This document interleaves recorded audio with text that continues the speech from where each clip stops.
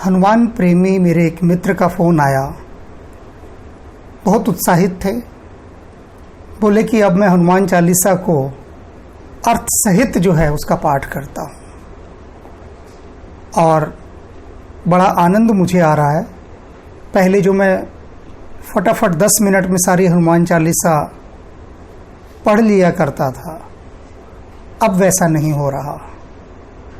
अब बड़े धैर्यपूर्वक मैं एक एक पंक्ति पढ़ता हूँ, उसका अर्थ मन ही मन गुनता हूँ।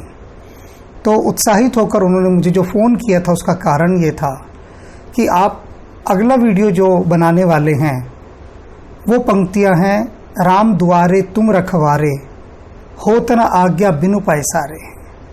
वे बोले मैं इसका अर्थ आपको बताता हूँ, मैंने पहले से ही ढूंढ लिया है। मैंने उनके उत्साह का सम्मान करते हुए कहा कि हाँ बताइए।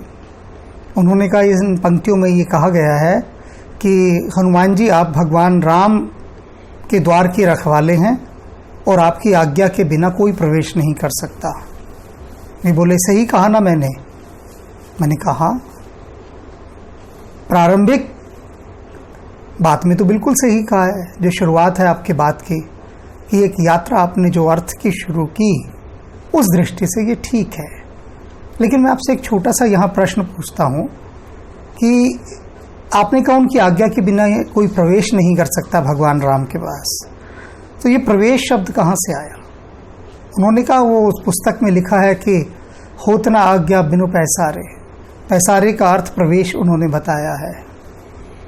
मैंने कहा ठीक है, टीकाकार का जितना अनुभव है उसके आधार पर उसने बताया, लेकिन हम इसकी आगे की यात्रा पर चलते हैं, इसके अर्थ की। तो मैं आपसे कुछ प्रश्न करता हूँ। जैसे कि इन पंक्तियों की शुरुआत होती है, राम द्वारे तुम रखवारे। ठीक है ना कि भगवान राम के द्वार के तुम रखवाले हो? बोले हाँ बिल्कुल ठीक है। तो मैंने कहा कि क्यों आवश्यकता पड़ी भगवान राम को अपने द्वार पर हनुमान जी को बतौर पहरेदार बिठाने की?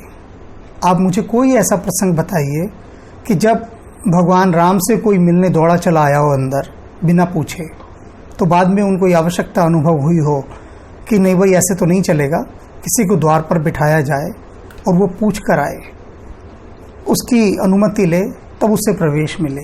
तो ऐसा मुझे एक प्रसंग बता दीजिए। वो सोचते रहे, बोले हाँ बात तो आपकी ठीक है, ऐसा तो कभी हुआ ही नहीं कि भगवान राम के किसी द्वार पर किसी ने ज़बरदस्ती घुसने की कोशिश की हो और उसको रोकने के लिए हनुमान जी को बिठाया गया हो। तो मैंने कहा फिर? बोले अब यहाँ तो बुद्धि चकरा रही है, समझ नहीं आ रहा कि ऐसा क्यों है। तो आप जो अभी बात कह रहे थे कि इसकी थोड़ी आगे की यात्रा पर चलेंगे, तो उस यात्रा पर ले चलिए ना, वहाँ कुछ मिले हमें। मैंने कहा सुनो, बात की शुरुआत होती है राम द्वारे तुम रखवारे। अब राम का द्वार कौन सा है? पहला प्रश्न तो ये है, कौन सा है वो राम का द्वार? क्या राम किसी महल में रह रहे हैं या किसी कुटिया में रह रहे हैं कि जहां प्रवेश से पहले हनुमान जी बैठे होंगे? पहला तो प्रश्न विचारणीय यही है। तो राम का द्वार कौन सा है?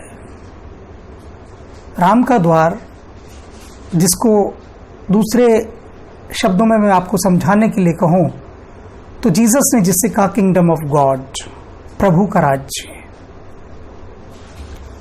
प्रत्येक व्यक्ति से पूछो, वो कहता परमात्मा की खोज में लगा हूं। वो राम का द्वार है। उस राम के द्वार की प्रवेश की बात इसमें की गई है। और राम द्वारे तुम रखवारे, होत न आज्ञा बिनु पैसारे। अब राम के द्वार पर जो रक्षक के रूप में बैठे हैं, प्रवेश दिलाने वाले, वो हनुमान जी हैं। हनुमान माने कौन? गुरु। आपने वे पंक्तियां सुनी होंगी कबीर साहब की, गुरु गोविंद दो खड़े काके लागू पाए, बलिहारी गुरु आपने गोविंद दियो दिखाए। अब गुरु ही तो परमात्मा तक पहुंचाएगा, गुरु ही द्वार बनता है। गुरु की अनुमति के बिना आप कैसे उसे जानिएगा? क्योंकि जनाने वाला तो वही है ना।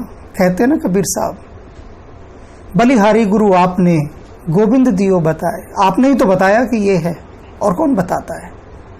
तो वैसे ही हनुमान जी हैं गुरु के रूप में। हनुमान यानी किसका प्रतीक है हनुमान? समझ सकते हो? समर्पण का, त्याग का, भक्ति का। यानी समर्पण और त्याग और भक्ति, इनके भीतर से होकर आप निकलेंगे, तभी आप प्रभु के राज्य में, राम के राज्य में प्रवेश कर सकते हैं। अब बात आती है बिनु पैसारे। अब यहाँ पर इस पंक्ति में जहाँ तक मैं देख पा रहा हूँ श्लेष अलंकार लगा है। ये दो अर्थ करती है पंक्ति। बिनु पैसारे, इसका जो पहला अर्थ है, वास्तविक अर्थ, वो है पसारा, पसर जाना। इस पसर जाने शब्द को एक शब्द के द्वारा सुनिए, समझिए। गुरु की वाणी का एक शब्द है, हम कूकर तेरे दरबार, पहुंकण आगे बदन पसार। भक्त क्या कह रहा है परमात्मा से? कि हम तेरे दरबार के कुत्ते हैं और निरंतर भौंक रहे हैं तेरे आगे बदन को पसार के। बदन पसारना माने दीनहीन होकर बिछ जाना, लेट जाना, पसर जाना। पैसारे होत ना आज्ञा बिनु पैसारे। जब तक आप दीनहीन होकर पसर नहीं जाएंगे, लेट नहीं जाएंगे, जैसे कि शब्द में कहा कि हम कूकर तेरे दरबार, पहुंकण आगे बदन पसार। इंसान कर ही क्या रहा है? दिन रात परमात्मा के आगे भौंक ही तो रहा है ना। हर तरह की भौंक में वो अपनी याचनाएं कर रहा है, लेकिन उसको पाने के लिए भी वो भौंक ही रहा है, लेकिन उसके लिए उसे पसरना होगा। हनुमान के समान त्याग, भक्ति, समर्पण, सेवा, इन सारे के सारे अवलंबों को ग्रहण करना पड़ेगा। इनके माध्यम से ही वो इस दुष्कर चढ़ाई को चढ़ सकता है और तभी वहां पर प्रवेश मिलता है। कैसे? एक उदाहरण और बताता हूं कि द्रौपदी ने एक बार भगवान कृष्ण से पूछा, वन में थे, द्यूत वाली क्रीड़ा भी हो चुकी थी, द्रौपदी की चीरहरण वाली बात भी हो चुकी थी। तो द्रौपदी पूछती है कि कृष्ण एक बात बताओ, मैं कब से तुमको पुकार रही थी, लेकिन उसी समय तुम क्यों आए जब मेरा अंतिम वस्त्र उतरने वाला था? तो कृष्ण कहते हैं क्योंकि उस समय तुम पसर चुकी थी, बदन पसार, दीनहीन हो गई थी। यदि आपने वो चित्र देखे हों चित्रकारों के बनाए हुए, जिसमें द्रौपदी भगवान कृष्ण को पुकार रही है, तो आप देखे होंगे कि उसमें उनके दोनों हाथ द्रौपदी के आकाश की तरफ उठे हुए हैं। तो कृष्ण कहते हैं कि कृष्ण, जब तक तुझे यह भरोसा था कि तू स्वयं को बचा लेगी, तब तक तूने अपने हाथों से उस वस्त्र को पकड़ा हुआ था, अपनी धोती को पकड़ा हुआ था। दुशासन से बचने के लिए तेरा पूरा प्रयास था, लेकिन जब तूने अपने दोनों हाथ छोड़ दिए, आकाश की ओर उठा दिए, उस समय तू पूर्ण रूप से समर्पित हो चुकी थी, मुझ पर आश्रित हो चुकी थी। और वही वाली बात हनुमान चालीसा वाली यहां आ गई थी, होत ना आज्ञा बिनु पैसारे। बिना अपने आप को पसारे हुए आज्ञा नहीं हो सकती उसके साथ साक्षात्कार की। तो ये गहराई है हनुमान चालीसा की इन पंक्तियों की। हनुमान केवल एक वानर जाति के प्रतिनिधित्व करने वाले दिव्य पुरुष नहीं है। हनुमान प्रतीक हैं सेवा के, समर्पण के, त्याग के, वीरता के, संयम के और अनंत गुणों के। जय हनुमान ज्ञान गुण सागर। दो शब्द ईशान महेश के बारे में।